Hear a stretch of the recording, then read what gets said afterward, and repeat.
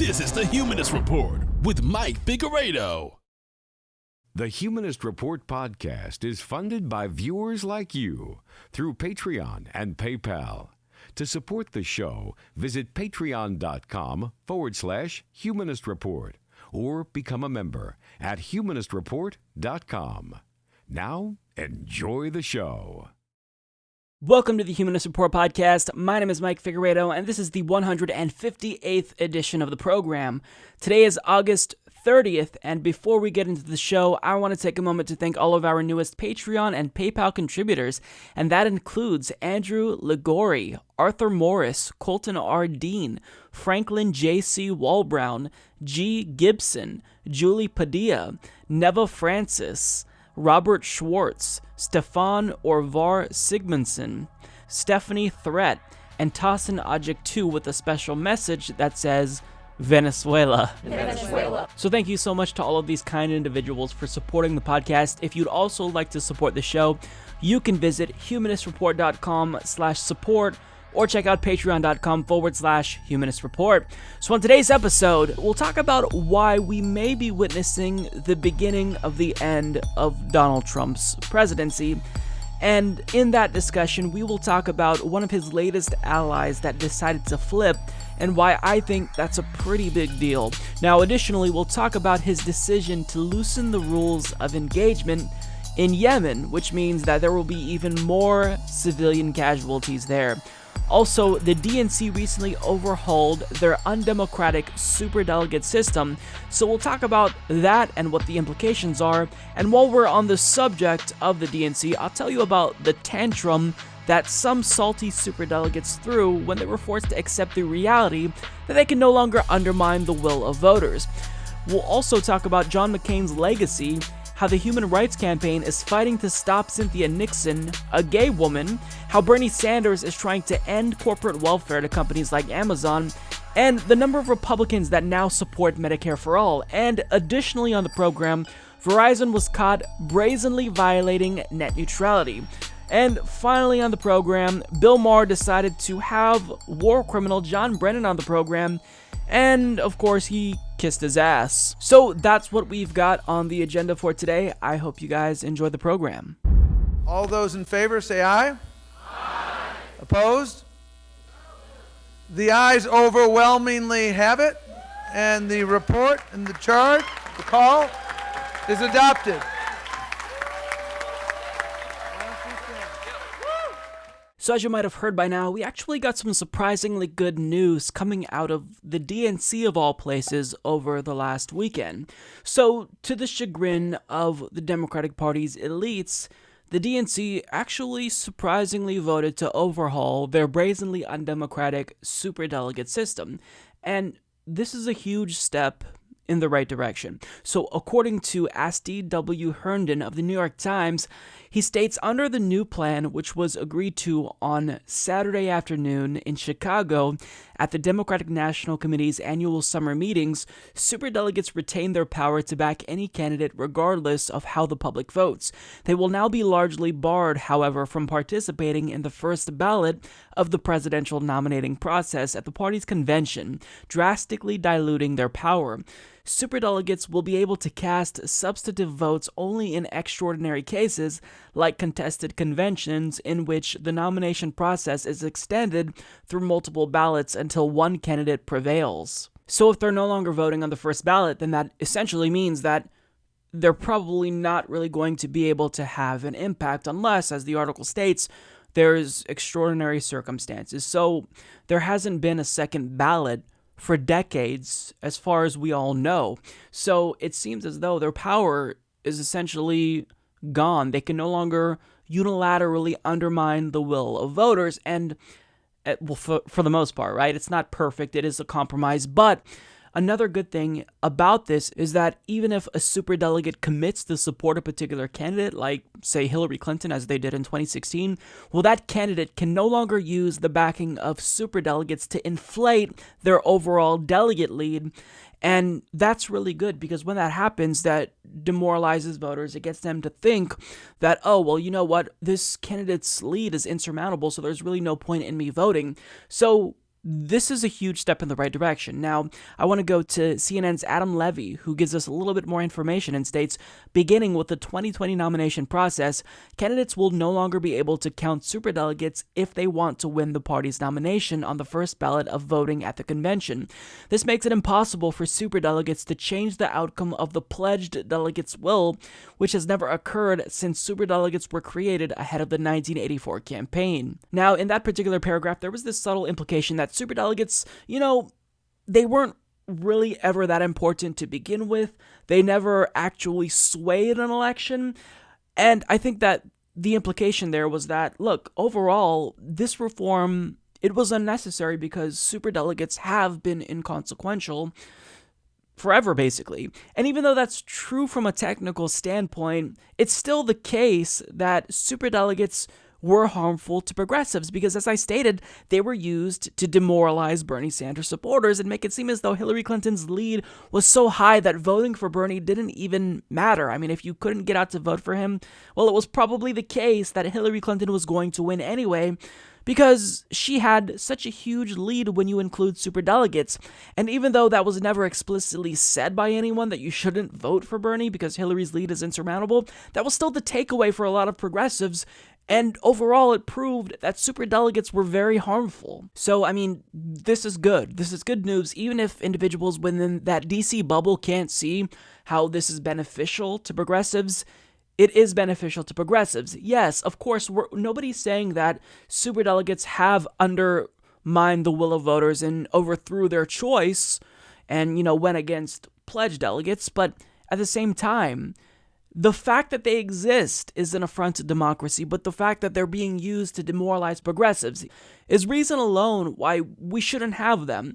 Now, even though superdelegates is probably the most important reforms to come out of this vote, there were other things that the DNC did that was actually beneficial.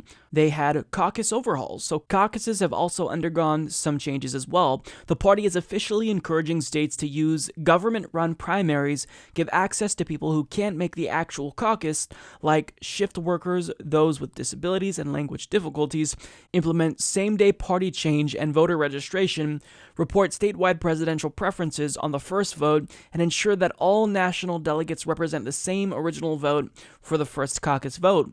Transparency. The DNC is now required to be more transparent on operations, finances, and dealings with Democratic presidential candidates, such as in providing information on fundraising and vendor agreements.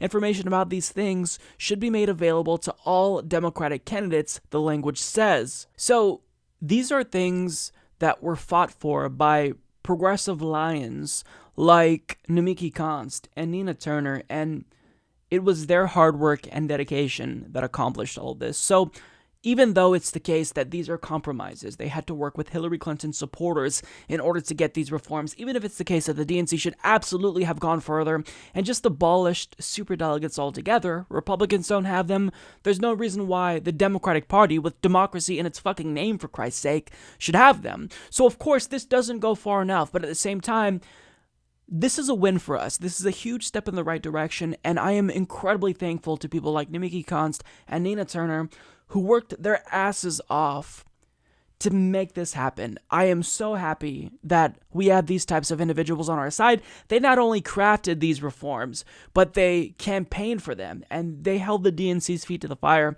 to get these accomplished. So I'm incredibly thankful to them. This is surprising. I'm a cynic, right? I'm very skeptical. I am deeply, deeply cynical of anything the DNC does. I honestly didn't expect that they would vote for superdelegate reforms because they were dragging their feet with it. I thought it was inevitable that they'd come up with some bullshit excuse to not vote on this, but look, I stand corrected, and I'm proven wrong, and I'm thankful to be proven wrong in this instance. Now, there were a plethora of other reforms that they voted on, with varying levels of importance that aren't really being discussed. For example, individuals with non-binary gender identities now no longer have to declare that they're either male or female in order to comply with gender equality mandates that the DNC has for committees and whatnot.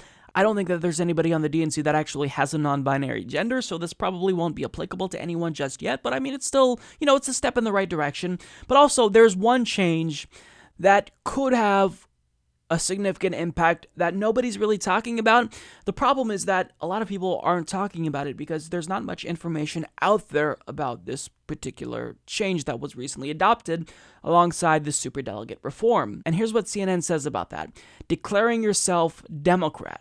Candidates seeking the party's presidential nomination will now have to declare themselves as Democrats in writing to the DNC, a change pointed at Sanders, who is technically an independent senator that caucuses with the Democrats. Now, obviously, that's incredibly vague, and as far as we know, all that means is that if Bernie Sanders does want to run in the Democratic Party again and compete in the Democratic Party primary in 2020, he simply has to declare that he's a Democrat in writing.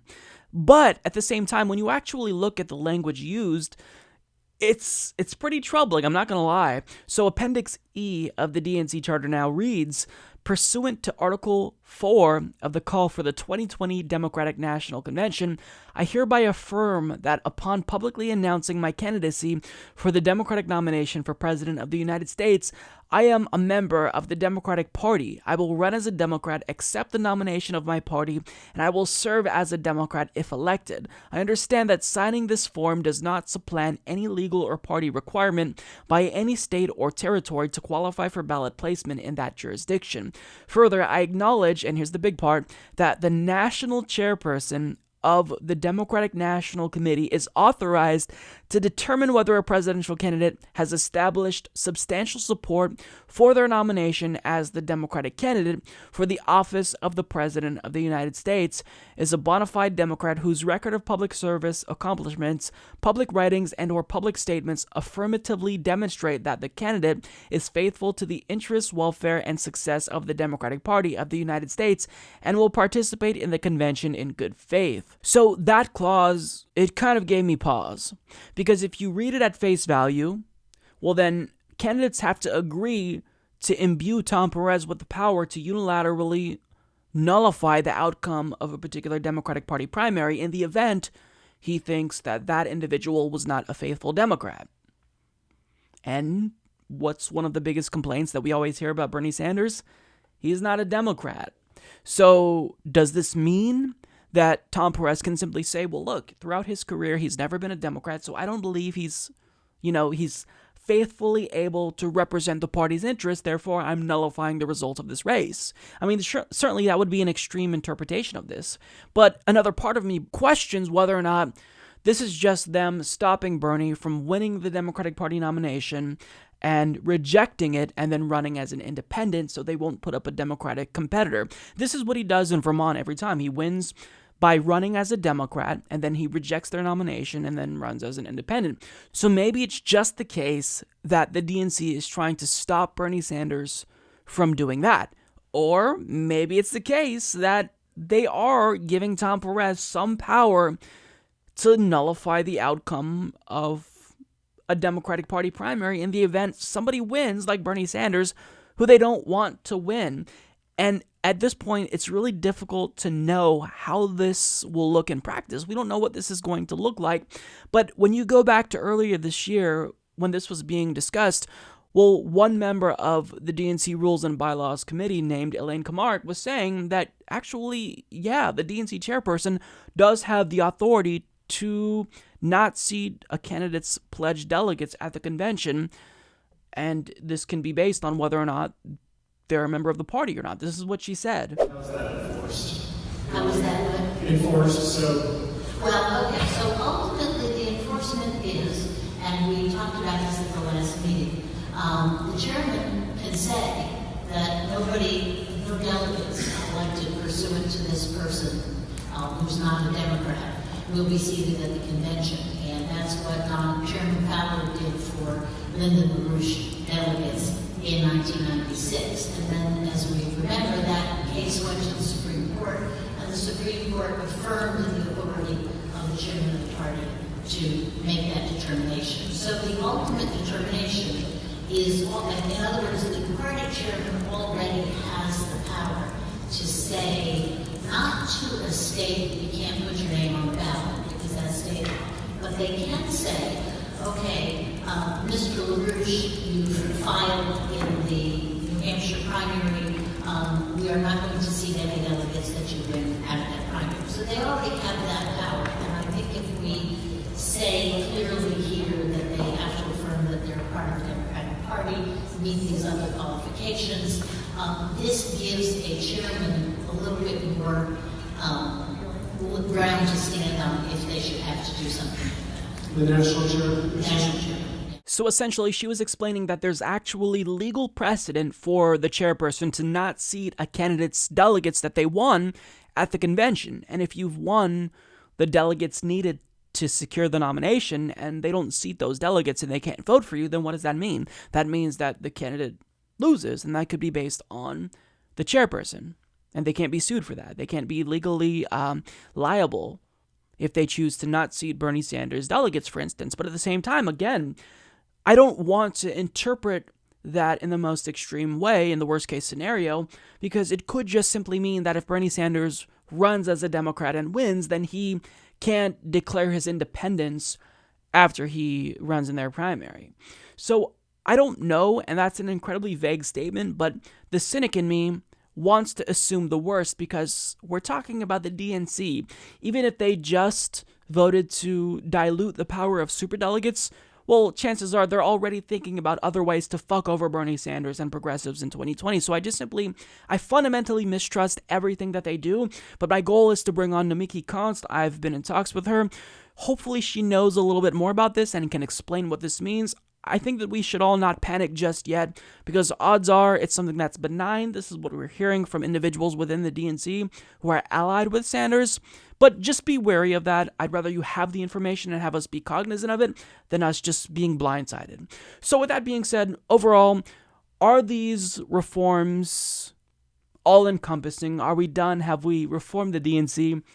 Of course not. And we've still got a long ways to go. But understand that this is a win, and you need to take it as a win, because we've been fighting so hard, and within 2 years, for them to basically drastically reduce the power of superdelegates, that really is monumental. And this is due to the constant pressure that progressives have been exerting on the DNC. We're not going to win everything, and certainly this change, it's a compromise. All right, let's be real. This is definitely a compromise, but this is still really good news, and again, I was surprised that the DNC did vote on this, and the vote went in our favor.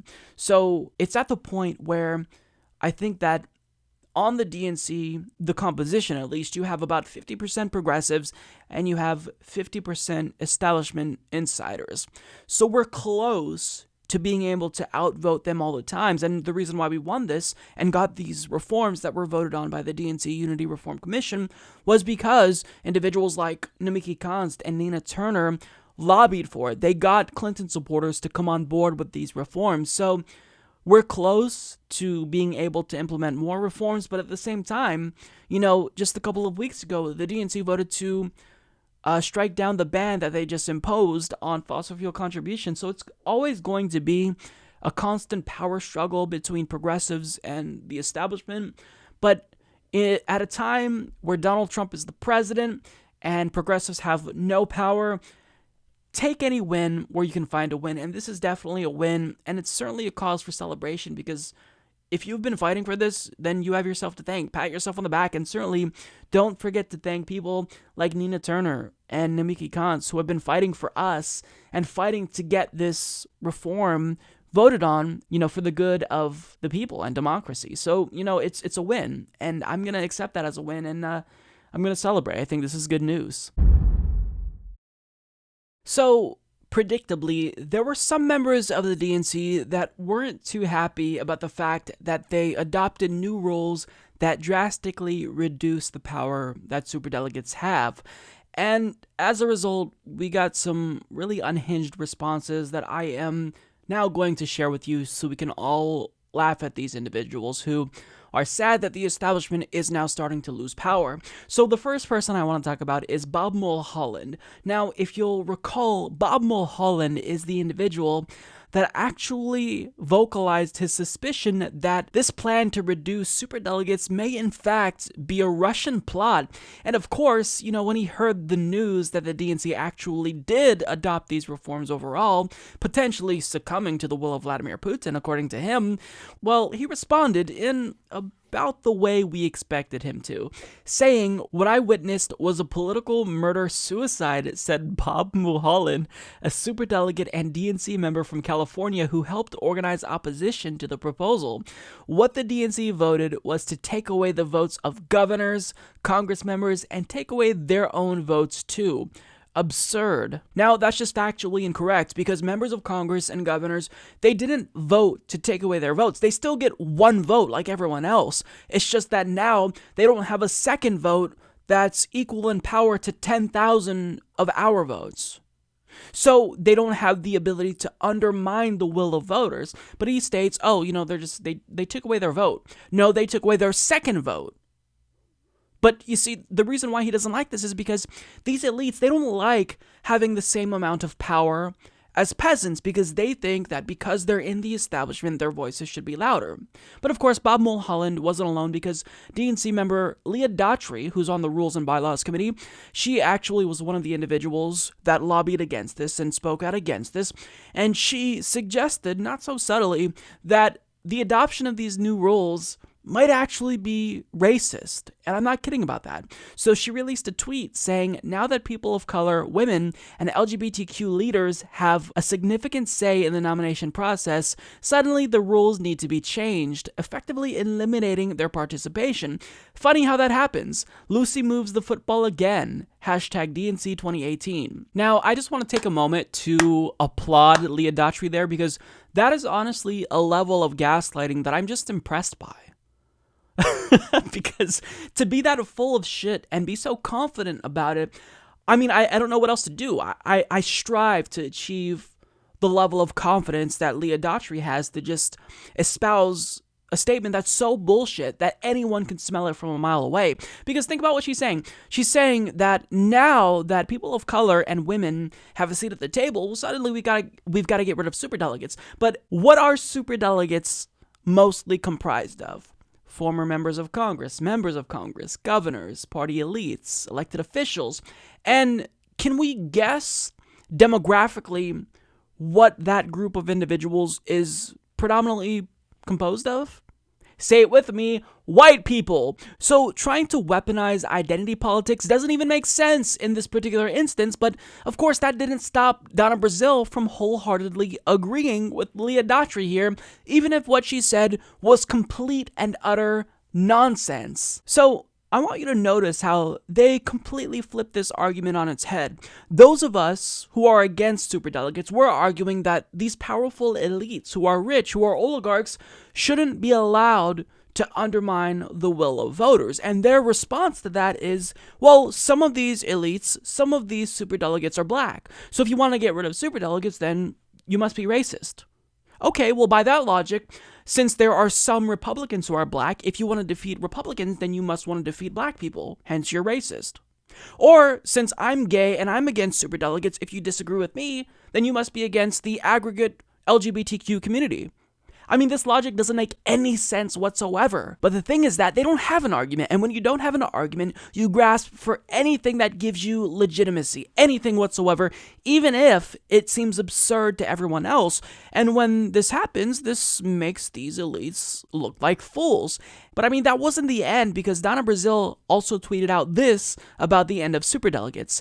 Democrats voted to remove automatic delegates from the first round of voting, but we still have seats at the table. We are still in the room and very much capable of setting the menu. Hashtag power rising. In other words, know your place, peasants, because we still have the power to overthrow the will of the people if we want to. Hashtag power rising. You already have power. See, what this is we are seeing these dinosaurs grappling with the fact that they're actually going extinct. They're losing power, and they don't like that. They don't like the fact that they have the same amount of power as us peasants.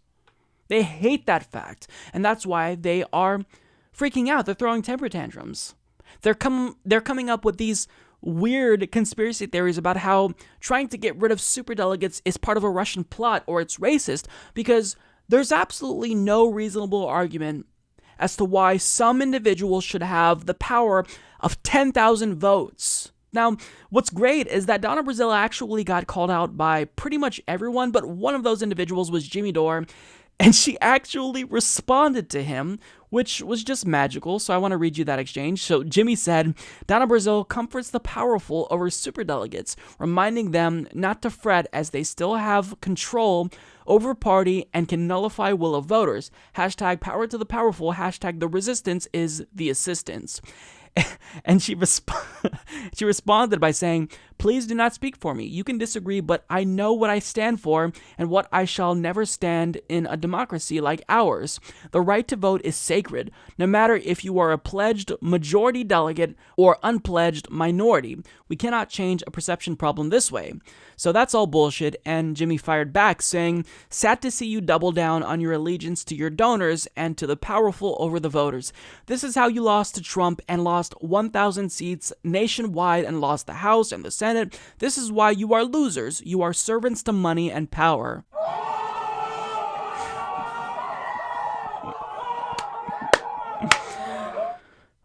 That's a long sound bite there. But at that point, she stopped responding because there was no way that she was going to win this argument, because I think deep down, Donna Brazile knows that she's being unreasonable here. You're expecting that we're supposed to accept the fact that powerful elites have the power to overthrow our will if they don't like the decision that we make.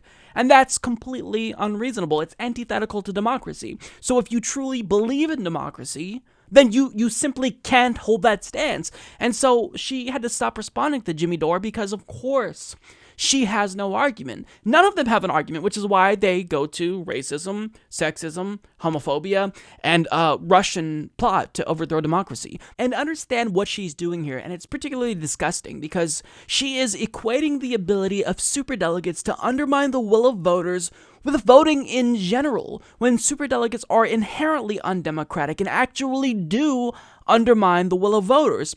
And in a 10-minute speech at the DNC, her argument was basically that doing this would disenfranchise elites. Now, since that is a ridiculous argument to make, thankfully, Nina Turner, who was also there, who was lobbying hard to get the DNC to adopt these new reforms, reducing the power of superdelegates, she had the opportunity to make her case, and she decided to debunk this notion that somehow reducing superdelegates and reforming this undemocratic superdelegate system is comparable to disenfranchisement of voters, because it's not.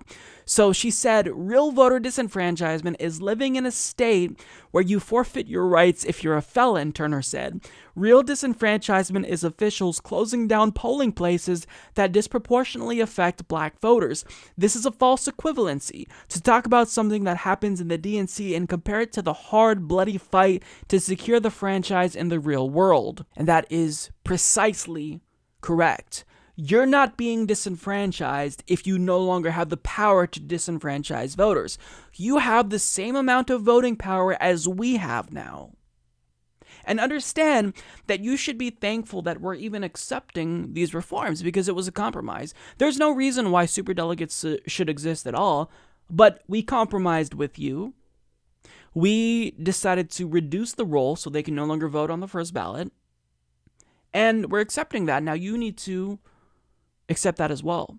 But they don't want to, because part of the reason why these people stay in politics until they're, 150 years old, is because they love power. They cling to power. And once you get a taste of power, you never want to let it go. Once you get to know these powerful people, these mega rich donors, you feel important. You feel special. You feel as though your word means something. And that power it's something that really drives individuals around the world, not just in the US. So what we're seeing are these superdelegates grapple with the fact that they no longer have the power to undermine the will of voters.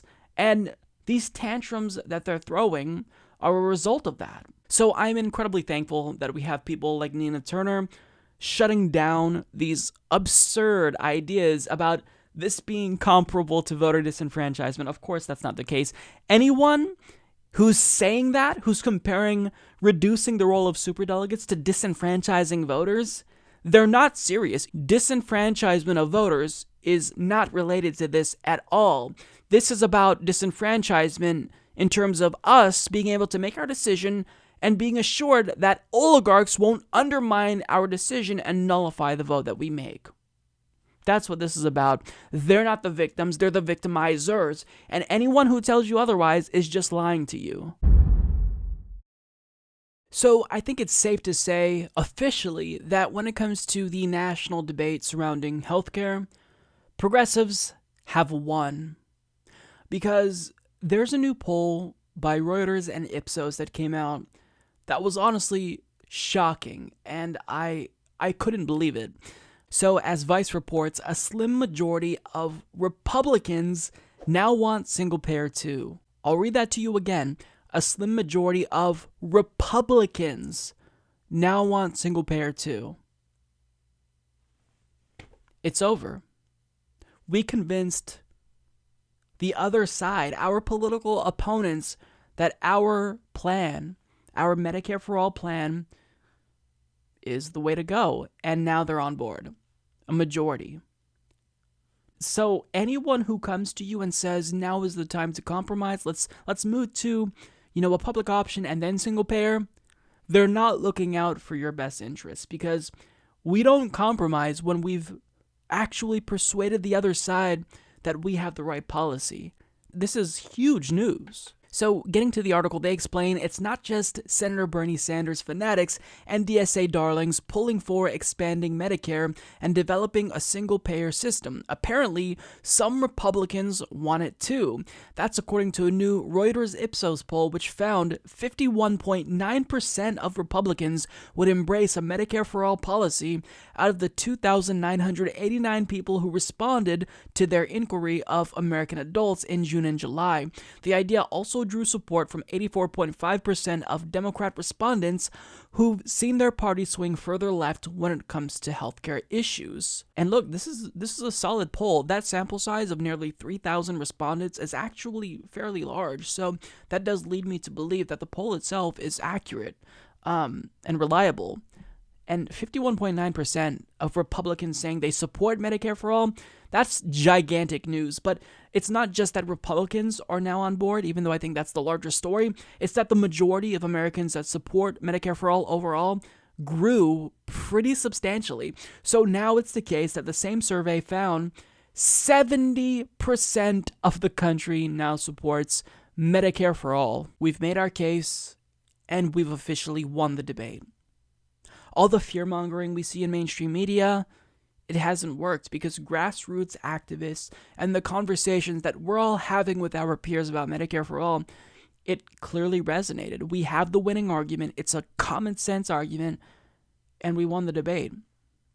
Now it's just a matter of getting our corrupt Congress to pay attention to us and listen to us and stop listening to health insurers and do what we want. 70% of the country. I mean, that is a gigantic majority. And when you even have a majority of the opposing party on board, that's it. It's done. We've won this debate. Now give us what we want. If we live in a representative republic, then represent us. If you truly are representing the will of the people, then you give us the policy that we are asking for. And clearly, the American people now have spoken. Medicare for All is the way to go, because it's common sense. Anyone who has Medicare, they like it. So all we have to do is we take our existing Medicare program, we improve it, and we expand it to everyone. And guess what? Healthcare will then be free at the point of delivery. You no longer have to pull out a credit or debit card anytime you go to see your doctor. You no longer have to pay your monthly health insurance premium and then have to pay more when you go to the doctor because, it looks like your health insurance provider only covers X percent of this.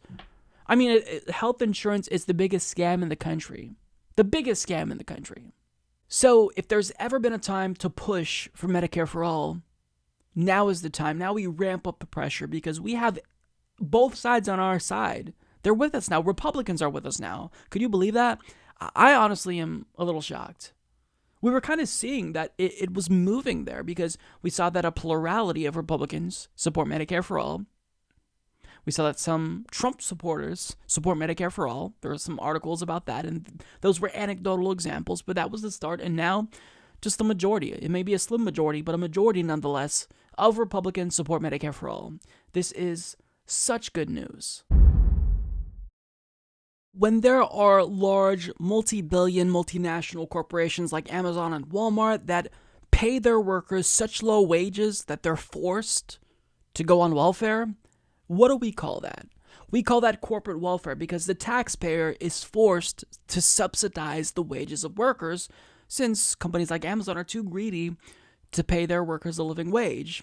Well, thankfully, Bernie Sanders has concocted a brilliant new plan to stop corporate welfare, or at least incentivize these multi-billion-dollar corporations to pay their workers a living wage once and for all, because if they don't, they will be penalized for it.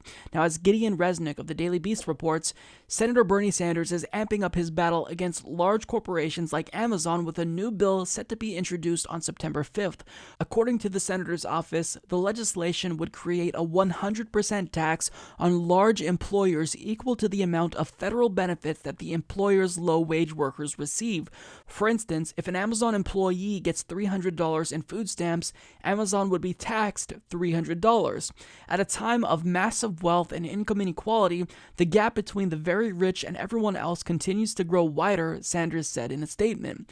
Amazon CEO Jeff Bezos, the wealthiest person on earth, has become a symbol of that inequality and greed. The statement continued, while Mr. Bezos is worth $155 billion, and while his wealth has increased $260 million every single day this year, he continues to pay many Amazon employees wages that are so low that they are forced to depend on taxpayer-funded programs such as food stamps, Medicaid, and subsidized housing just to get by. The proposed legislation, however, does not specifically target Amazon. While Mr. Bezos is the most egregious example, Sanders explained, the Walton family of Walmart and many other billionaire-owned, large and profitable companies also enrich themselves off taxpayer assistance while paying their workers poverty-level wages. That is why I am introducing legislation in September to demand that Mr. Bezos and other billionaires get off welfare and start paying their workers a living wage. So this is forcing these multi-billion-dollar companies like Amazon and Walmart to stop sucking off of the government's teat and to pull themselves up by their bootstraps and actually pay their workers a wage so taxpayers don't have to make up the deficit. I mean, if you have a worker that's working 40 hours per week and they have to go on welfare, that's absurd. You should be able to not just support yourself if you're working a full-time job, but you should be able to have extra money to be able to live at least a somewhat luxurious life. You should be able to buy video games or makeup or whatever the hell makes you happy. But the fact that people are working full-time jobs and they can barely even pay rent, it just speaks to the failure of our capitalistic system. And what Bernie Sanders is trying to do here is even the playing field. And if we're no longer having to subsidize the wages of Walmart workers and Amazon workers, then guess what? That frees up more money. It makes more money available that we can reinvest into social safety net programs. So overall, this is about strengthening our social safety net. And Bernie Sanders, really, in creating this bill, not only is it bold, it's brilliant because it was something I didn't think about. But I feel like if this were to ever pass, it would work. And certainly, if it ever were to pass, we would see the biggest fight ever, because we saw the way that Amazon responded when the Seattle City Council introduced a $500 per person head tax on corporations making, I believe, more than $50 million a year. They protested it, and they put so much pressure on the Seattle City Council that they decided to reverse this tax within, 2 weeks. So if we saw how much they put up a fight against a $500 head tax, imagine the fight they'd put up for this. I mean, and the fact that they're fighting anything, if you're as rich as Jeff Bezos, who has more than $150 billion, you should never be concerned about money, ever. You should be making sure that your workers are taken care of, but not only are they forced to work in awful, disgusting conditions where they're not treated like humans, rather they're treated like robots, but they're not even paid very well. I mean, it's disgusting. It's absolutely repulsive to think about the wealth of the Waltons and Bezos. It's nauseating. It really is nauseating, especially taking into account the way that they treat workers. So what Bernie Sanders is doing here this is so brilliant, and it's certainly going to be a bill that I push hard for as soon as it comes out, because if you want to live in a fair and just society, then it's obviously the case that large multinational corporations have got to pay their fair share, and really this is only the start of them paying their fair share. It's not, to ask that they pay their workers enough to survive, it seems like, that's a lot given how far to the right the Overton window is in this country, but really, we're not asking them a lot. If you have workers, it's your responsibility to pay them enough to where they don't have to seek out a second job or a third job. Individuals who are boomers, they could work at Taco Bell full-time and be able to buy a house and put themselves through college. And now, even if you work 2 jobs, there's no way that you're going to be able to get through college without student loans unless your family's rich. There's no way you're going to be able to live, at least not even just a luxurious life, but a comfortable life where you're not worrying about money. It's not even possible anymore. So we've got to make sure that these companies stop getting away with taking advantage of us. And this is just one small step in ending that and curbing their greed. But there's a lot more that needs to be done, and this is a great start. So kudos to Bernie Sanders for introducing this. I hope more lawmakers get on board. Those who do not, like, individuals in what I'd call the corporate Democrat wing of the party, if they don't endorse this legislation and co-sponsor this legislation, we'll know that they're full of shit and they're not actually progressive. So let's see what they do. Last week, we got news that Donald Trump's former attorney, Michael Cohen, implicated him in a federal crime when it comes to hush money payments made to porn actress Stormy Daniels, who we all know Donald Trump had an affair with. And this is what Michael Cohen said. He made those payments in coordination and at the direction of a candidate for federal office. And that candidate, obviously, Donald J. Trump. Now, the reason why this is huge news is because since this payment was made in service of the campaign, well, obviously anything in excess of $2,700 is a campaign finance violation. That's a federal crime. Now, additionally, within the span of a week, Trump's top allies, like Paul Manafort, was found guilty on 8 different counts, including tax fraud and bank fraud. And some of his former close allies, like David Pecker of the National Enquirer, decided to flip on Donald Trump. And now, we recently got probably what will be the most troubling news for Donald Trump, because his former CFO, the CFO of the Trump Organization, who knows all of Donald Trump's finances like the back of his hand, has now flipped. This is absolutely monumental. So as Jen Kirby of Vox reports, Trump Organization finance chief Alan Weisselberg has been granted immunity in exchange for giving prosecutors information for the investigation into Donald Trump's former personal lawyer and fixer, Michael Cohen, and the hush money payments Cohen made to women during the 2016 presidential campaign. The Trump Organization CFO's cooperation is the latest twist in the Manhattan U.S. Attorney's Office's prosecution of Cohen, which began with an FBI raid in April. This week, Cohen pleaded guilty to 8 federal charges implicating the President of the United States in those crimes. Weisselberg is perhaps not as visible a figure in Trump world as Cohen, but he might be even more important. He served as the Trump Organization's chief financial officer since 2000, so if anyone knows about the company's financials, it's him. Weisselberg was subpoenaed in the investigation into Cohen, though it hasn't been confirmed that he has actually appeared before a grand jury, according to the Wall Street Journal. He has met with prosecutors, but the information he's provided, including whether Trump knew about the payments to the women, is still a question. The raid on Cohen was often seen as the biggest legal threat to Trump, but Weisselberg talking might be an even bigger problem for the president, as the New Yorker's Adam Davidson, who has covered the Trump Organization extensively, predicted, get ready for for the autumn of Alan Weisselberg. A former Trump Organization employee told NBC reporter Katie Tur last month, after news of his subpoena broke, that Weisselberg knows where all the financial bodies are buried within the Trump Organization. He knows Trump's net worth. He knows any and every expenditure out of Trump Org was approved by Allen. So knowing how corrupt Donald Trump is, knowing how much of a sleazy businessman he was, how many lawsuits there was against him. If Donald Trump's CFO is flipping, I am inclined to believe we may be witnessing the beginning of the end of the Trump era. Now, I'm not saying that that's the case because honestly, I don't know. And there's a lot of details that I'm honestly still a little bit perplexed by. Like, for example, I don't know why Michael Cohen is saying he'd reject a pardon from Donald Trump. I don't know why he hasn't agreed to cooperate. That's not part of his deal. There's a lot that I'm confused by, and I think a lot of people are confused by because we have to wait until the Mueller investigation concludes, and we're kind of just all speculating as this plays out. But certainly, even if we don't know for sure if this is the beginning of the end, if there is an end to Donald Trump's administration that results in impeachment, this is certainly the beginning of that end. But we simply don't know.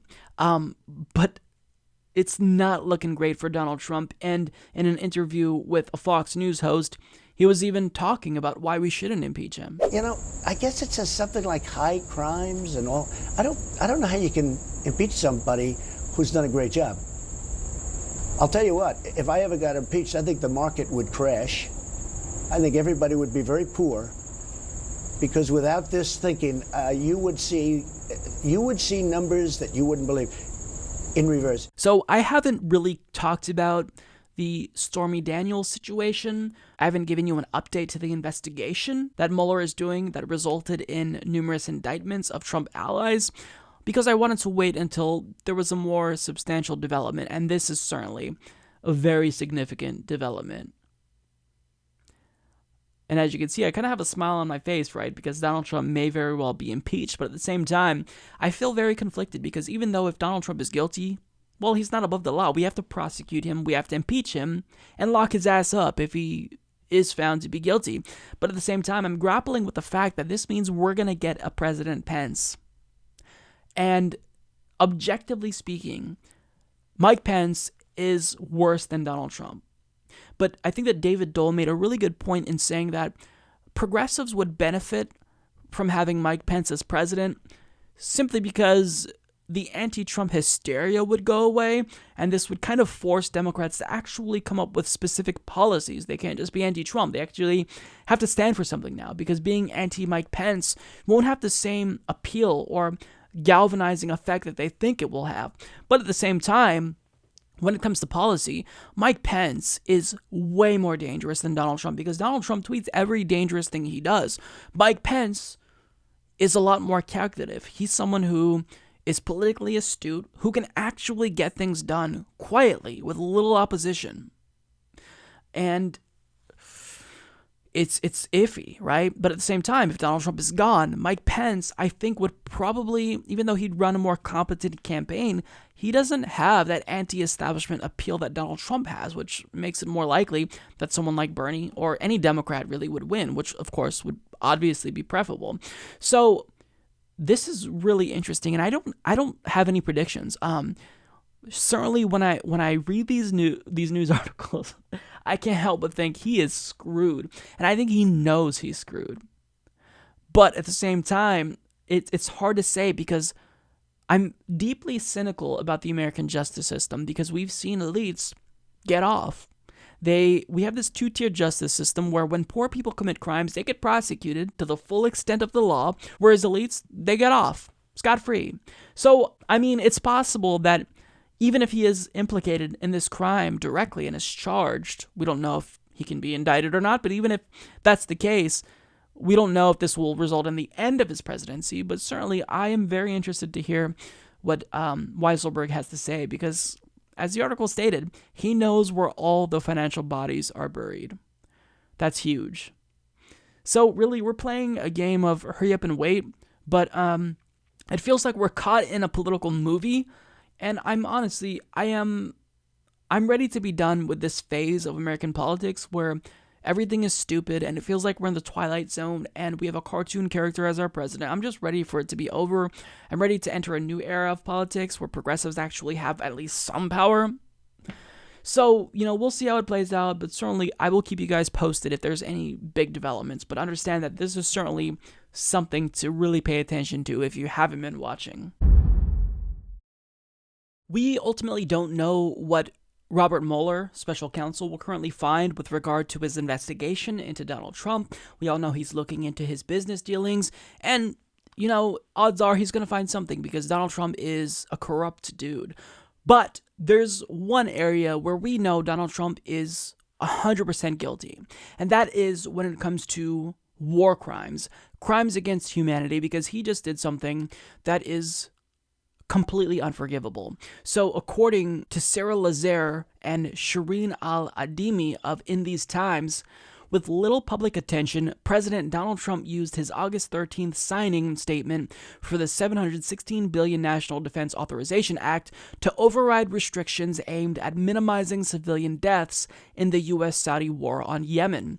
The move came just days after the Saudi-led coalition struck a school bus in Yemen's northern Sada province with a U.S.-supplied and manufactured bomb, killing 54 people, 44 of them children. The signing statement is the latest evidence that, after 3 years and tens of thousands killed, the Trump administration has no intention of curbing its role in the bloody war it inherited from Obama.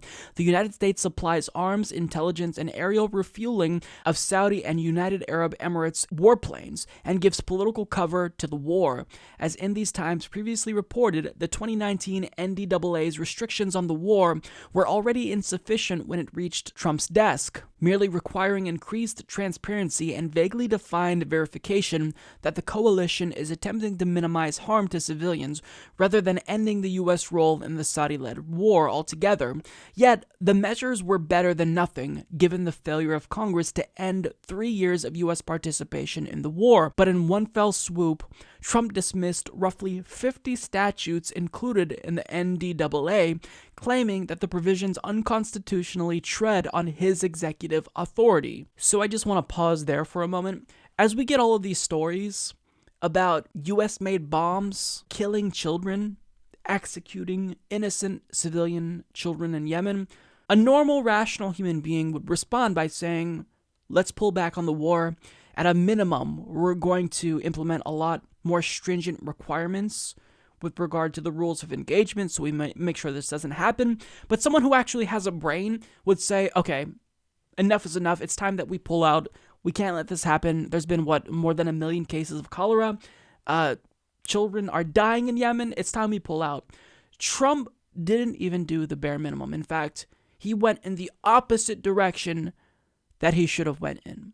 He loosened the rules so the Saudi-led coalition can kill even more civilians with impunity. This is disgusting. And what was his excuse? He said that, these provisions unconstitutionally tread on his executive authority. Well, you know what? Fuck your executive authority. Your executive authority means nothing to the Yemeni children who are being bombed by the bombs that you gave to Saudi Arabia, you disgusting piece of human filth. And he campaigned as someone who was against war, who thought that our leaders were, quote, stupid for getting us involved in so many wars. And what is he doing? He's not only continuing the U.S. empire's wars, he's expanding it, and he's making sure that we can kill even more civilians with impunity. Disgusting. So, what specifically did Trump do away with regard to these provisions? Well, the article continues. Among Trump's targets is Section 1290, which stipulates that before greenlighting the refueling of warplanes, the Secretary of State must certify that Saudi Arabia and the UAE are minimizing harm to civilians, mitigating Yemen's humanitarian crisis, and trying to end the civil war. That provision was already weak, offering a waiver in cases of U.S. national security interests, which are often invoked by U.S. officials who misleadingly overstate Iran's influence in Yemen to justify intervention. Furthermore, the measure relied on Mike Pompeo to tell the truth when the U.S.-backed coalition already claims to be mitigating the humanitarian crisis and trying to end the war, despite overwhelming evidence otherwise. As limited as the provision is, Trump claims he doesn't have to comply. In his signing statement, he cites the president's executive constitutional authorities as commander-in-chief and as the sole representative of the nation in foreign affairs. Meanwhile, there is no question that the U.S.-backed coalition is exacerbating the humanitarian crisis with its new attack on the port city of Hodeidah, a conduit for as much as 80% of Yemen's food and medicine imports, despite warnings that such an offensive would be catastrophic. Since it began on June 13th, the U.S.-Saudi coalition's assault on Hodeidah has displaced more than 300,000 people and has killed residents with airstrikes such as an August 2nd attack on a fish market and hospital that took at least 40 civilian lives.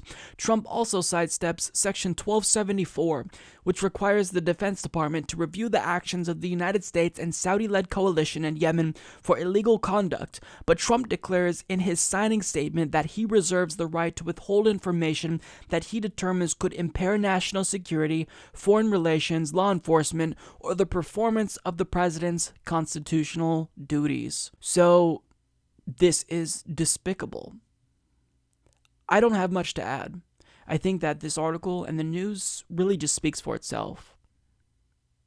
Donald Trump is a war criminal, and the blood of innocence will forever stay in his hands. He's a criminal.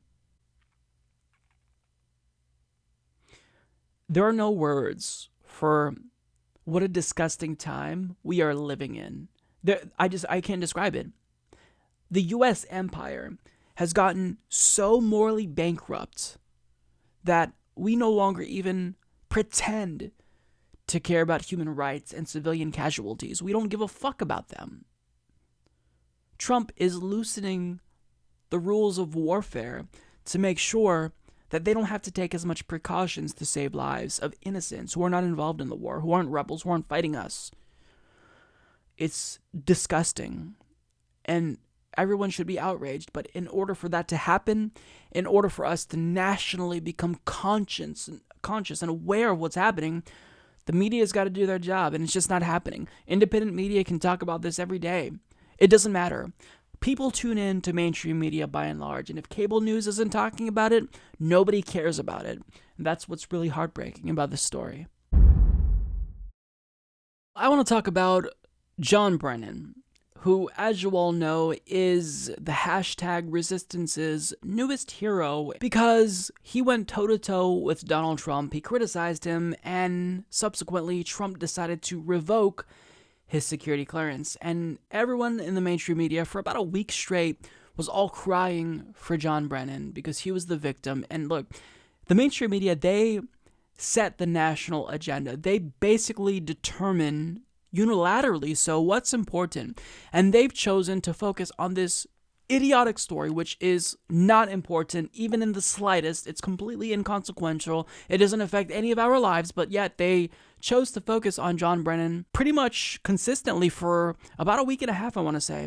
But let's talk about John Brennan, because John Brennan is someone, for those of you who don't know, who actually played a role in George W. Bush's torture program. Great guy, right?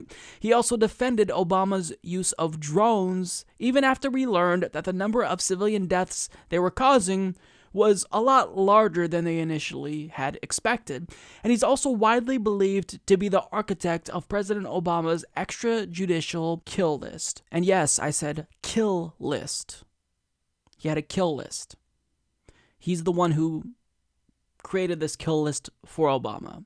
So any rational human being should view someone like John Brennan with just disgust, because he's an objectively immoral human being who is self-serving, who's only complaining about his security clearance being revoked because it helps to give him this national platform. And when you're an opportunist, you're going to take any attention that anyone is willing to give to you. And really, if you are in opposition to Donald Trump, that's a really great way to become a hero in mainstream news, but the fact remains that this is not an important story. Now, is it the case that Donald Trump likely revoked John Brennan's security clearance because he criticized him?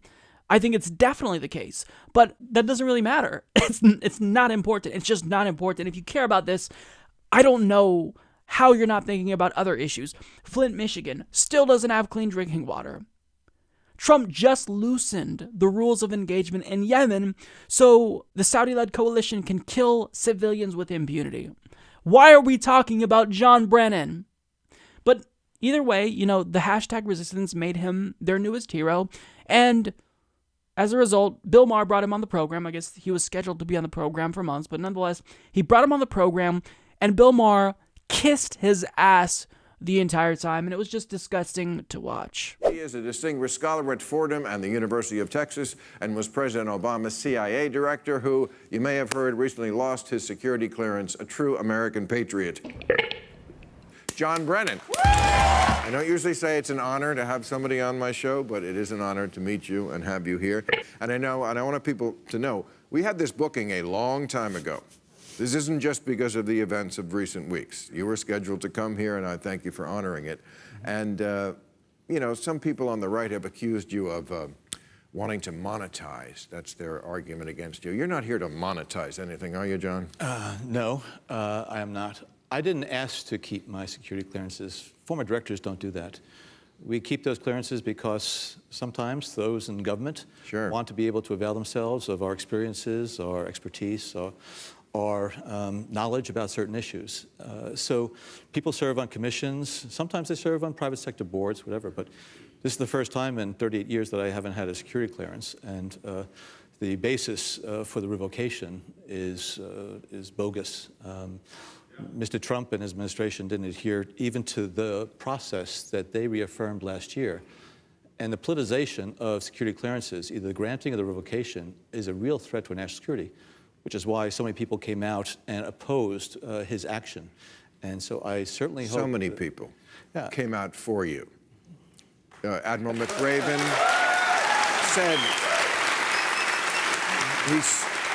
He said, please revoke my security clearance. It would be an honor, considering what you did to Brennan. Yeah, so everybody with a brain is on your side.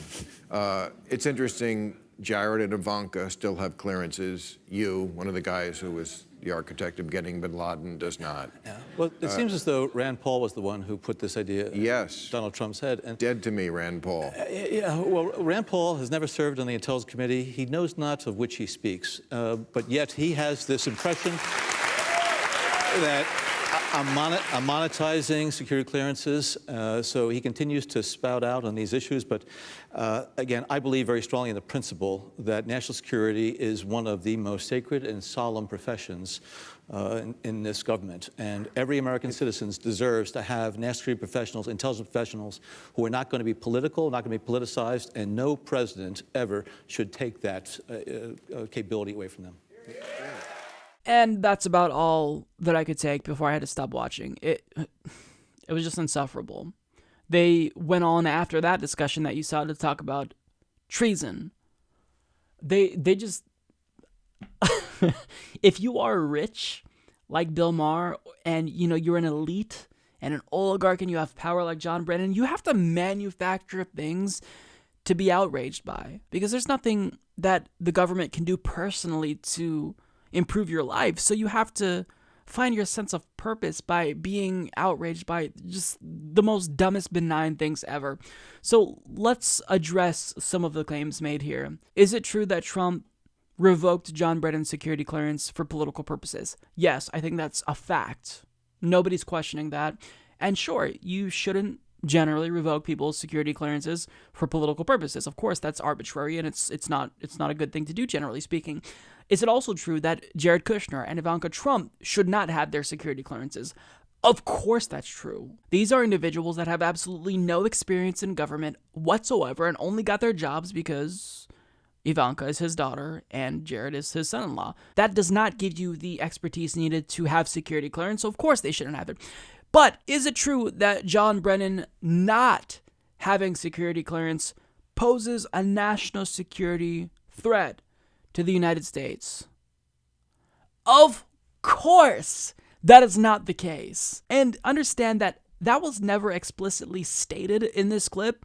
Brennan specifically said that politicizing security clearances poses a threat, which that still doesn't, but the implication was that John Brennan not having security clearance is somehow bad for the United States, but in actuality, it's only bad for John Brennan. And the reason why it's bad for John Brennan in particular is because networks like MSNBC, CNN, even Fox News can no longer bring him on as a, quote, expert because he no longer is privy to insider information. And he's mad about that because, how are you going to make money if you don't have that insider information anymore? That's what this is about. This has nothing to do with national security. John Brennan not having his security clearance does not threaten U.S. national security. They say everything threatens U.S. national security. Anytime that they want something, that's the argument that they'll make. Well, look, me not having $1 million, that threatens U.S. national security, so you should probably give me $1 million. Me not having an Xbox threatens national security.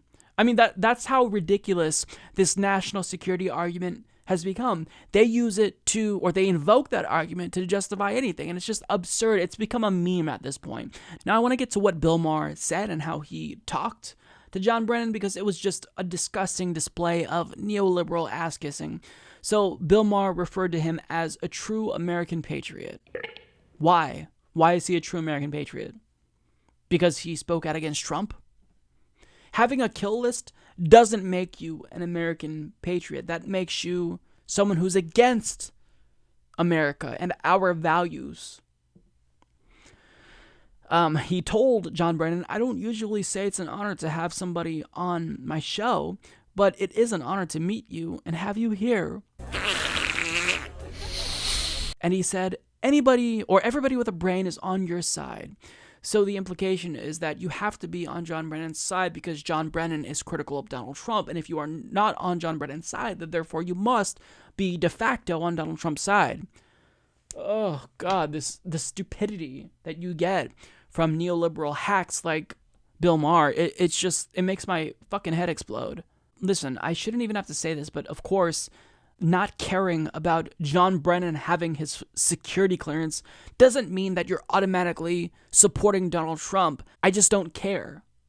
I think normal Americans who are struggling and living paycheck to paycheck, they don't care at all. They don't give a damn about John Brennan's security clearance. And quite frankly, I don't like either of them. I'd love to see John Brennan and Donald Trump in orange jumpsuits sharing a cell at The Hague. Because they're both war criminals. Lock them both the fuck up together. I don't care. But the fact that we all have to realize, really that mainstream media has to realize, is that this is not what working Americans care about. Your duty is to inform the American people, to educate the public, to make sure that they are knowledgeable before they cast their votes. I mean, we have a midterm election coming up. Why aren't you covering progressive candidates running? Why aren't you covering any candidates running? It's really embarrassing, and the fact that Bill Maher is participating in this shenanigans, it really shows how far he's fallen. He used to be one of the better people in mainstream media. He used to be one of the more progressive pundits, and now I think he's just such a disappointment. I wouldn't say he's one of the worst, because I think that he's just fallen, perhaps more so than most, with the exception of Rachel Maddow maybe, but he's certainly a disappointment to say the least. New York's gubernatorial race between Andrew Cuomo and Cynthia Nixon is proving that there are two different sets of standards that are applied to progressives and neoliberals. If you are progressive and you are supporting a straight white male like Bernie Sanders over a woman like Hillary Clinton or a person of color, what are you? You're a racist, sexist Bernie bro. However, if you're part of the establishment and your preferred candidate in this instance happens to be a straight white male that you're supporting over a woman or a person of color or a member of the LGBTQ community, well, you just support them because of policies. So there's this double standard to where if we prefer a candidate who happens to be white and male because they have better policies, well, then clearly it's because we're insensitive to marginalized communities. But when members of the establishment endorse and vocally support individuals like Andrew Cuomo over Cynthia Nixon, who's a woman, who's a queer woman, well, then there's no problem. So we've known about this double standard, and it's really crystallizing in this particular race in New York. And it really shows you that the only reason why the establishment decided to invoke identity is because they wanted to weaponize identity politics, because that's how they're able to delegitimize progressives. Since they can't compete with us when it comes to policy, they have to find some way to smear us, because how else are they going to win? You can't beat us on the merit of our arguments, because we just have a better argument. If you're liberal, then you have to be progressive. Otherwise, you're a centrist, right? If you don't support Medicare for all, you're not liberal. you're conservative. So what do they do to compete with us? Well, they just smear us. That's their go-to tactic. So on that note, with that in mind, I want to talk about the Human Rights Campaign, which is the largest LGBTQ rights organization in the country.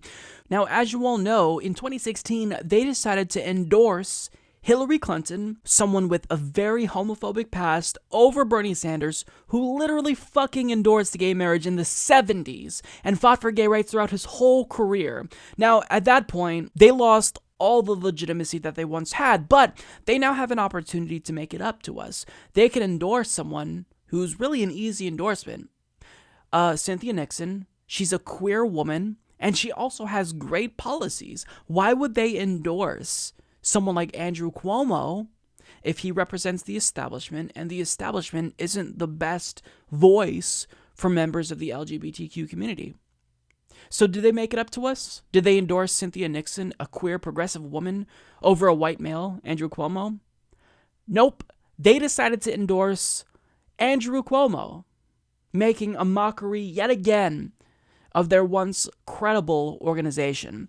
Now, as Dominique Holden of BuzzFeed News explains, the nation's biggest LGBT group is trying to defeat a liberal queer woman in the New York governor's race, exposing a rift within the LGBT movement amid one of the most closely watched Democratic primaries of the year. The Human Rights Campaign has thrown its weight behind Governor Andrew Cuomo, who will appear on next month's ballot. A centrist by Democratic standards, Cuomo, who is straight, has indisputable bona fides as both an LGBT ally and critic of President Donald Trump. But Cuomo also carries baggage for exacting pain on unloyal progressives, backing lawmakers who blocked progressive LGBT bills, and undermining the New York City subway system. Yet the most upsetting aspect of HRC's endorsement, critics say, is that the group snubbed Cynthia Nixon, a bisexual woman and longtime political activist. The Human Rights Campaign endorsement hurts Cynthia Nixon's chances. New York City Council member Jimmy Van Bramer, a gay man who has endorsed Nixon, told BuzzFeed News. He said the group is chipping away at support for a queer woman whose platform reflects much of the state's diverse, transit-reliant LGBT base in New York City. The Human Rights Campaign's views reflect a more established faction of the LGBT movement, which has invested in career politicians who know how to pull the levers of power. This thinking tends to relegate more populist activism to the province of naive dreamers. Yet, this centrist approach to LGBT rights is tied to a dream of its own, that advocates will be able to rely on the Democratic Party's moderate factions to deliver LGBT equality long term. So let me say this. As an organization that was created and is based and driven by the goal of LGBTQ equality, they shouldn't have endorsed Cynthia Nixon because she's a queer woman, right? Because if Andrew Cuomo in this instance had the policies that are more suited to help members of the LGBTQ community, then certainly thinking of the rights of LGBTQ people, they should have endorsed him. The reason why, however, they should have endorsed Cynthia Nixon is because her policies are what actually will help more LGBTQ New Yorkers overall. She wants to abolish ICE. She wants Medicare for all. She wants universal rent control, criminal justice reform. These are all policies that benefit all voters, but they particularly benefit low-income members of the LGBTQ community, who, in theory, the Human Rights Campaign should also care about, but instead, they're simply serving the establishment, and they are endorsing Andrew Cuomo for whatever reason, because they want to make sure that they prop up the establishment. They'd rather endorse someone who pays lip service to LGBTQ Americans over a queer woman who has policies that would help everyone, low-income LGBT individuals included. I mean, I'm ashamed that I was once a card-carrying member of the Human Rights Campaign. I proudly had their logo as a bumper sticker on my car for the longest time. I canvassed for them before, and I am embarrassed to have done that. If you support LGBTQ people, do not give your money to this establishment loyal organization, because they proved yet again, they don't give a flying fuck about members of the LGBT community. They just endorsed someone whose policies wouldn't help members of the LGBTQ community as much as Cynthia Nixon's. So this whole organization, they're undermining their core cause. They're hucksters. If you truly care about LGBTQ rights, don't give your money to the Human Rights Campaign. Take that money and look up a local LGBTQ youth shelter and give to them instead, because they could certainly use that funds more appropriately. If you give your money to the Human Rights Campaign, what are they going to do? They're going to lobby establishment and career politicians who don't really care about LGBTQ rights, but they just say they do because since they're so conservative, that's the only thing that they can do in endorsing LGBTQ equality and proving to us that they're liberal at all, but they're not. They're neoliberal. Her policies, Cynthia Nixon's policies, would help more LGBTQ people than Andrew Cuomo. And look, let's be real. Organizations like Planned Parenthood, even if they provide a crucial service to low-income women, we have to be realistic about the fact that they are part of the establishment as well. Because Planned Parenthood, at the end of the day, they're harmful to long-term progressive causes. They're against Medicare for all because that obviously existentially threatens them. Because if every single person in this country has access to healthcare and it's free at the point of delivery, then there will no longer really be a need for organizations like Planned Parenthood. So understand that these organizations, they still have some good. Well, maybe not the Human Rights Campaign, but Planned Parenthood does. But at the end of the day, these organizations, they're only now just propping up the establishment. They've overstayed their welcome. They no longer are a net good for members of the LGBTQ community. In fact, I'd argue that the Human Rights Campaign is now hurting the community it's supposed to be helping. And that is despicable. They should be ashamed of themselves. They care about the establishment and neoliberalism, and they just proved it beyond a shadow of a doubt here. Even though we haven't been living in a post-net neutrality world for very long, we're already seeing companies like AT&T brazenly violate the principle of net neutrality by rolling out plans that force you to pay extra if you don't want them to throttle your video quality. And now we're seeing how the repeal of net neutrality is negatively impacting Santa Clara County, California firefighters who were throttled by Verizon as they were using their Verizon service to communicate with each other in order to mitigate the disaster that has been going on in California. Now, as Gigi Sohn of NBC News reports, Federal Communications Commission Chairman Ajit Pai and his staff are fond of taking to Twitter to assert that in the just over 2 months since the repeal of the FCC's 2015 net neutrality rules took effect, the internet remains free and open, and that opponents' concerns that unconstrained broadband providers will act in a way that harms consumers and competition are overblown. The 2015 rules prohibited broadband providers like Verizon, Comcast, and AT&T from picking winners and losers by blocking, throttling, or otherwise discriminating against or favoring certain internet traffic. Pai's rose-colored glasses were smashed this week when it was revealed in the lawsuit challenging the repeal that Verizon had severely throttled the Santa Clara County Central Fire Protection District's so-called unlimited broadband data service during the Mendocino Complex fire, the largest in California state history. The FPD has attempted to use the broadband service to provide crisis response and essential emergency services, but it had been slowed to dial-up speeds since December 2017, and then in a series of increasingly desperate emails this June and July, the FPD battled with Verizon, begging them to cease the throttling and warning the company of the potential harm to public safety during major emergencies and disasters. It wasn't until the FPD agreed to pay more than double the cost of its previous service that Verizon ended the throttling. Verizon's response to this episode was that it was solely a customer service, quote, mistake, and that the situation has nothing to do with net neutrality or the current proceeding in court, but nothing could be further from the truth. This event has everything to do with net neutrality and the Trump FCC's concurrent abdication of its responsibility to protect consumers and competition in the broadband market. Had the FCC maintained its oversight over broadband, the FPD could have filed a complaint alleging that Verizon's throttling of its emergency services and doubling of its broadband costs were unjust and unreasonable charges and practices prohibited by Title II.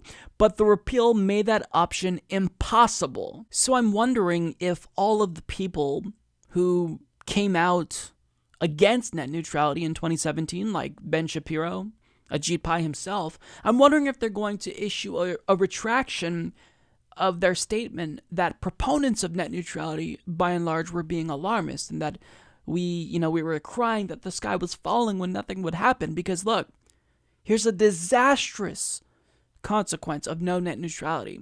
Now the FPD has no legal recourse because you repealed net neutrality. They can't file a complaint. They can't do anything because Verizon is violating Title II. You have left them with no options. And for Verizon to offer unlimited but throttle them to the point where they're getting dial-up speeds, is that not an anti-consumer practice? Of course it is. Of course it is. So because Ajit Pai and the FCC decided to listen to internet service providers like Verizon, Comcast, AT&T, and mind you, Verizon was his former employer and will probably be his future employer, well, this is what happens. This is what it's like. These are the consequences that ensue in a world with no net neutrality. And let me remind you that we've only been living without net neutrality for a couple of months, and we're already seeing these companies brazenly violate it. And this is only the beginning. So it's going to get worse. So understand that the more that they do this, here's what we have to do as citizens. We have to show up to local city council meetings, and it's time that we start pushing for public broadband, because that's the way to go. If these internet service providers don't want to play by the rules, then we subvert their authority and their anti-competitive practices, and we form our own broadband. I mean, you just have to look at examples of public broadband, and you'll quickly see how well it's working and just how much the citizens there love it. Chattanooga is an example of what can happen if public broadband is adopted. So if these companies want to be greedy, then we need to do everything in our power to start pushing even harder for public broadband, because that honestly will end this net neutrality debate in this country. Now, certainly there are court proceedings. The FCC is being sued, but we don't know how that's going to turn out, and honestly, it's not a sure bet. So we have to cover all of our bases, and it's time that we have, as citizens, we take matters into our own hands and we start fighting to establish public broadband. And anyone can do it. You watching this video, you can do it. You just have to go to city council and petition them for it. But do so with evidence. Bring them articles about Chattanooga. Bring them articles about the benefits of public broadband and why internet service providers, they have monopolies, they're anti-competitive, they're anti-consumer, and there's nothing you can do. If you don't like what Comcast is doing, well, tough shit. You can't cancel, because then you're just left without internet. So I'm so sick of internet service providers exploiting their customers. Just last night, I lost internet for hours. And it happens all the time, and I have Comcast. I mean, they are not accountable to us because they don't have to be accountable to us. They make money off of us. They raise the prices all the time. And if you complain, you get this half-baked automated response because they don't have to care about customer service. Because again, what are you going to do? You're going to cancel? Where else are you going to go? It's like an abusive relationship, and you can't leave. So I say it's time we start putting our plans in place to leave. We push for public broadband, and certainly if you live in a state who has not done anything to protect net neutrality, be it a governor, unilaterally demanding that the state doesn't do business with any ISPs that violate net neutrality, or a state legislator fighting for net neutrality. If you live in a state that hasn't done anything, you've got to take action, because that's certainly unforgivable. If there's an issue where a majority, the overwhelming majority of the country really, including a majority of Republicans, are on board with that, there should be no question. It's not controversial. State lawmakers should act, but they're not acting. And the nullification of net neutrality using the Congressional Review Act has just stalled in the House, and it's probably going to die in the House. So we have to stop relying on these corrupt lawmakers who take money from Comcast and Verizon and AT&T and all the companies that want to screw us over, and we've got to push for public broadband.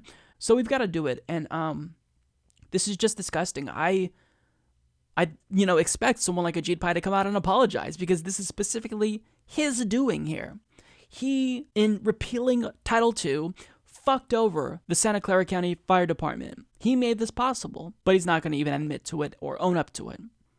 He's going to pretend as if everything is peachy keen and that net neutrality, it never was, essential, even if it's proving already that we need it because things are already happening that demonstrate the importance of net neutrality.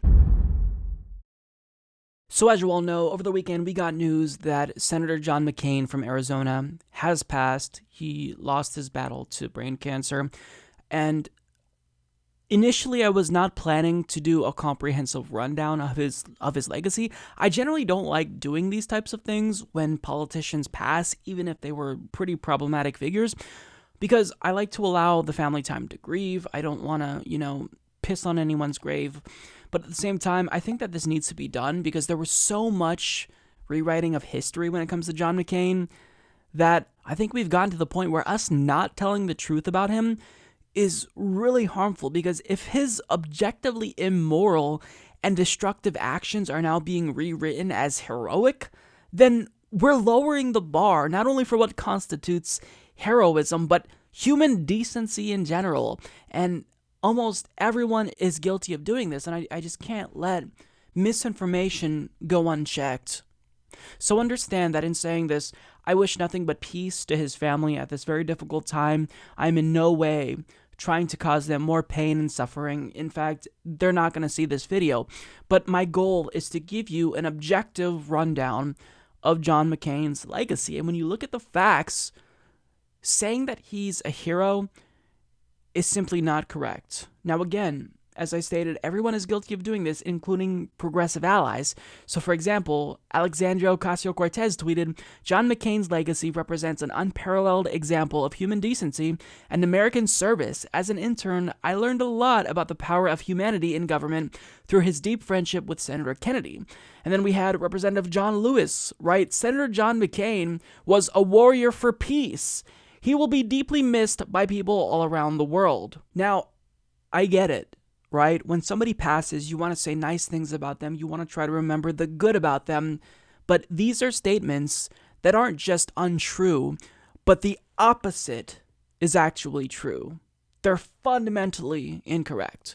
Saying that he's a warrior for peace is honestly a laughable assertion, with all due respect.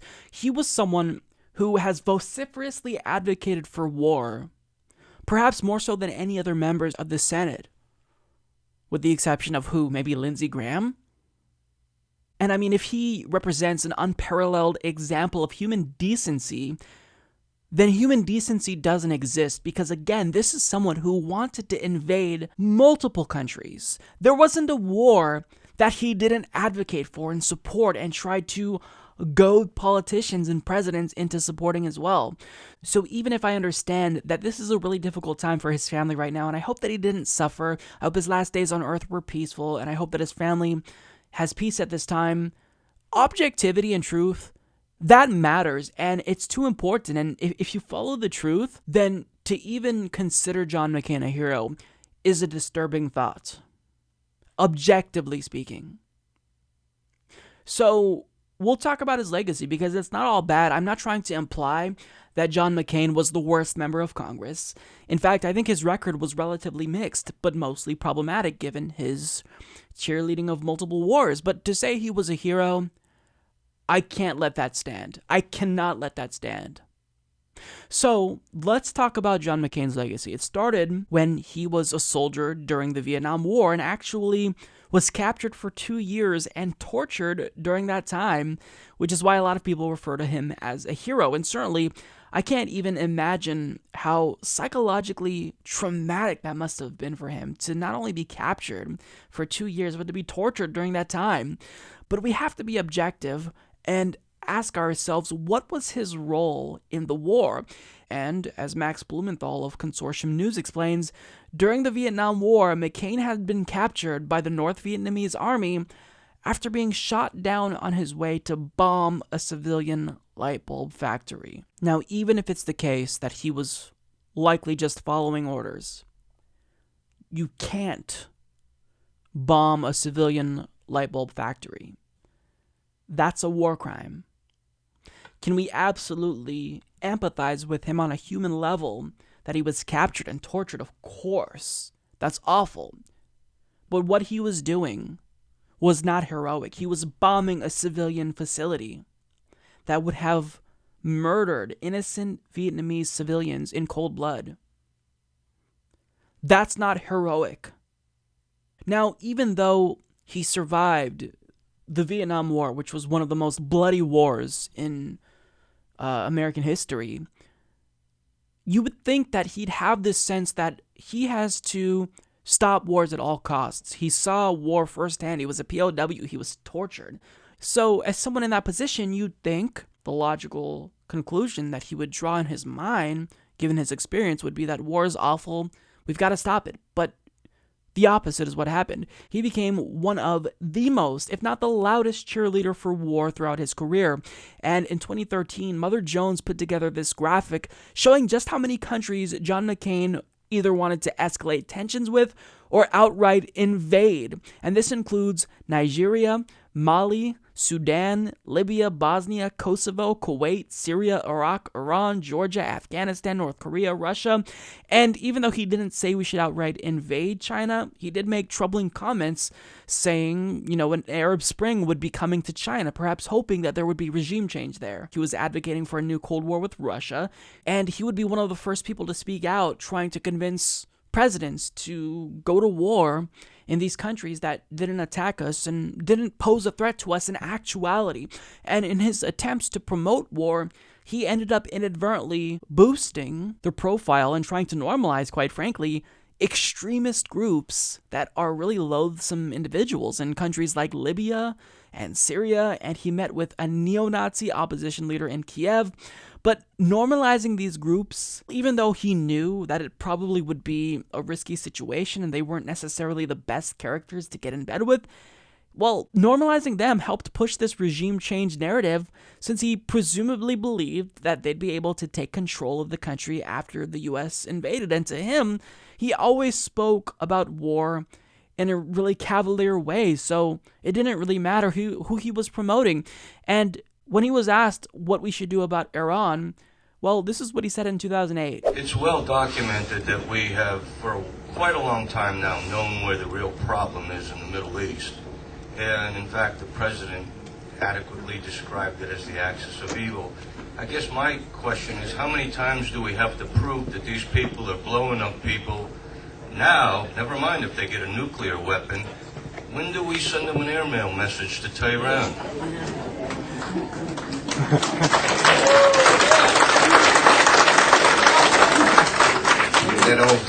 That old Beach Boys song, Bomb Iran?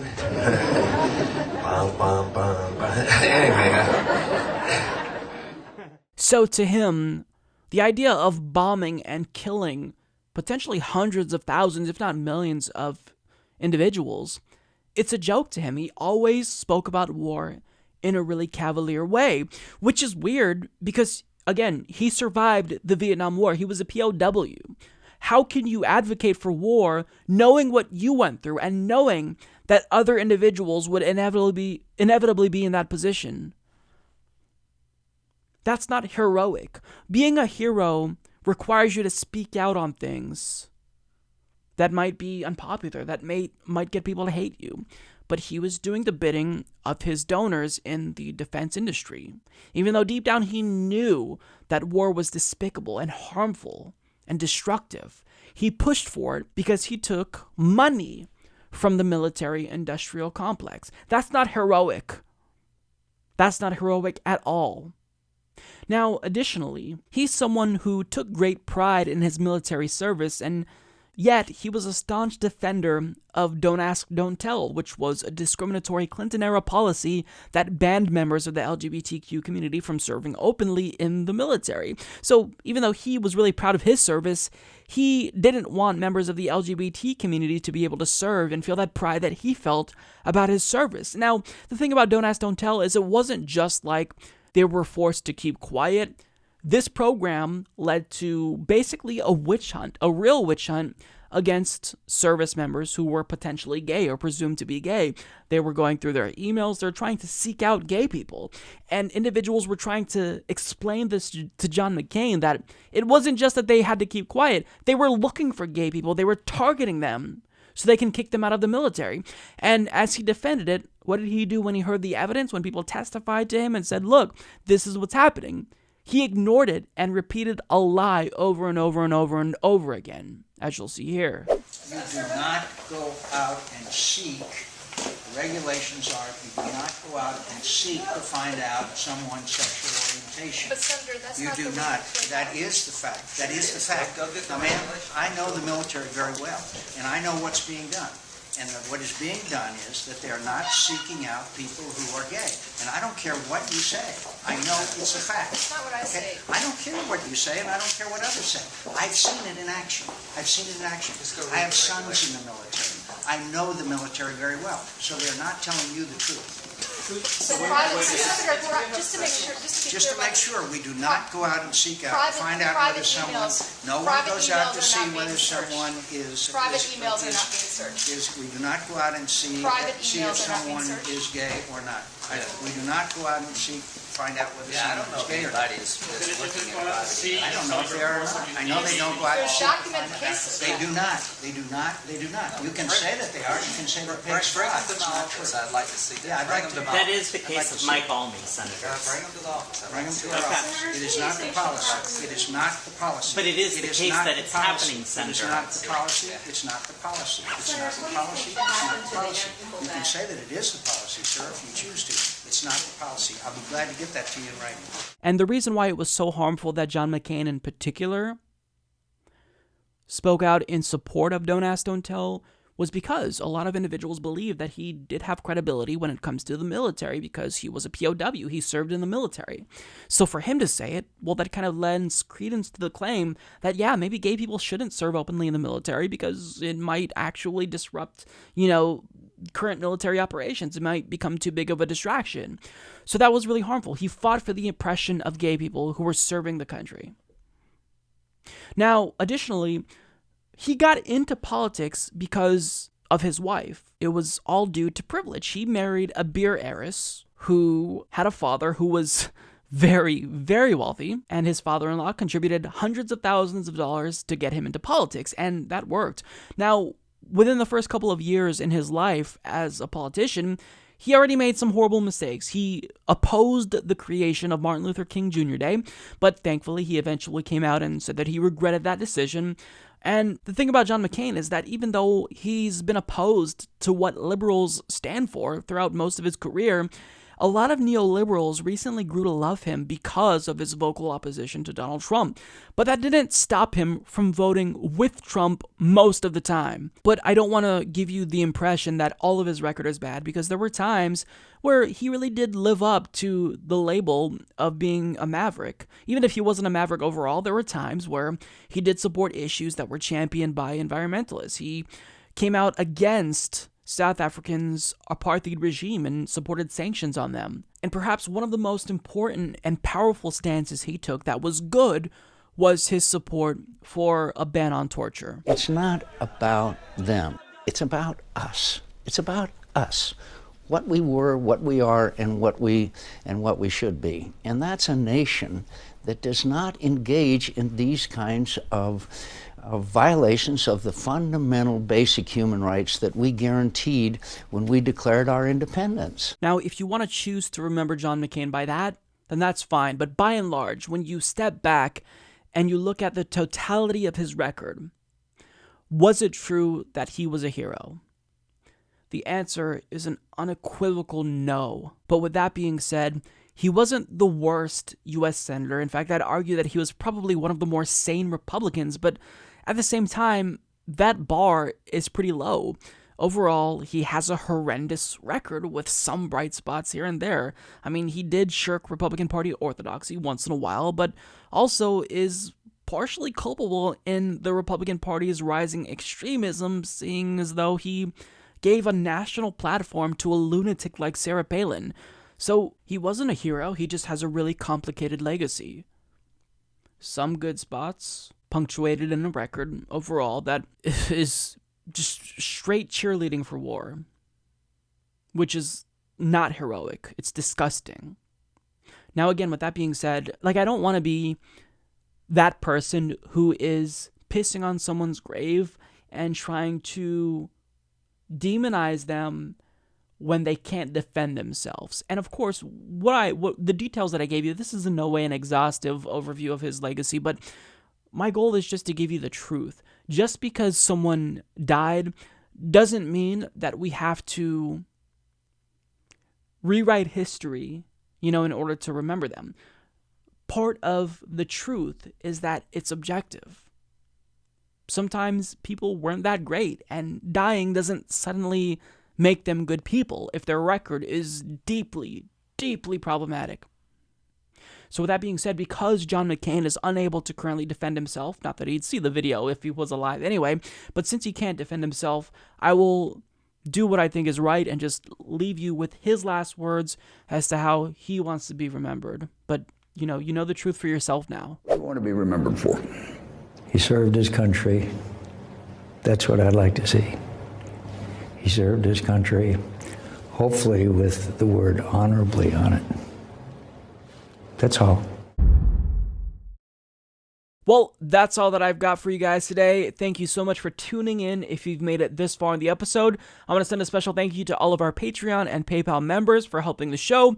If you'd also like to support us, you can visit humanistreport.com/support or check out patreon.com/Humanist Report. Thank you all so much. I will see you next week for a jam-packed episode, and we're talking about 3 guests, potentially, because I will be going on vacation the following week. So, of course, I have enough content so that way there's a new video on YouTube every single day. And my guests so far include Ron Placone, Numiki Konst, and I will have Andrea from Connect the Dots on to talk about how we pay for Medicare for all, so that way we have an answer when the biased mainstream media asks us about these policies. She has an answer, and we're going to talk about that, and we'll give you the answer as well. So stay tuned. I will see you all next week. Take care.